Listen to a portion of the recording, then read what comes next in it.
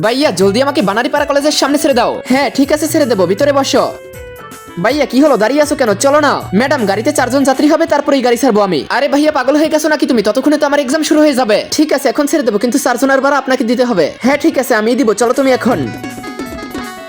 ভাইয়া বানারীপাড়া কলেজের সামনে ছেড়ে দিবা, আমার এক্সাম আছে আজকে। হ্যাঁ ম্যাডাম ছেড়ে দেবো, কিন্তু 100 টাকা লাগবে। কিন্তু ভাইয়া এখান থেকে তো 50 টাকা ভাড়া, তাই না? ও ম্যাডাম উনিও 100 টাকায় উঠেছে, ওনাকে জিজ্ঞেস করো তুমি। 100 টাকায় যাইতেছো তুমি? হ্যাঁ আচ্ছা তাহলে আর কি করার, আমাকেও যেতে হবে 100 টাকা। এখন চলো। কি হলো ভাইয়া আবার অটো কেন থামিয়ে দিয়েছো এখানে? 2 মিনিট দাঁড়াও, চা খেয়ে আসি আমি। ও ভাইয়া আমরা এই শহরের সবচেয়ে বড় কলেজে পড়ি, 5 মিনিট যদি লেট হয় না তাহলে আমাদেরকে কলেজের ভিতরে ঢুকতে দেবে না। এক্সাম তো দূরের কথা, প্যারা নাই, ঢুকতে দিবে সবাইকেই।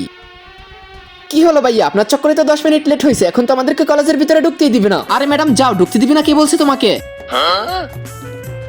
আরে কি হলো ম্যাডাম, এত তাড়াহুড়ো করে কোথায় যাইতাছো? আরামসে যাও। তার আগে তোমার জীবনে যদি এই জায়গাটা একবার হলেও যাওয়ার ইচ্ছে থাকে তাহলে ভিডিওতে একটি লাইক দিয়ে চ্যানেলটিকে সাবস্ক্রাইব করে দাও আর কমেন্ট বক্সে আমিন লিখে যাও। বলেছিলাম না ম্যাডাম ঢুকতে দিবে, আমি এই কলেজ থেকে 1 ঘন্টা লেট করে এক্সাম দিয়েও ফার্স্ট হয়েছিলাম। তোমাদেরকেও থালা বাসন মাজতে হবে।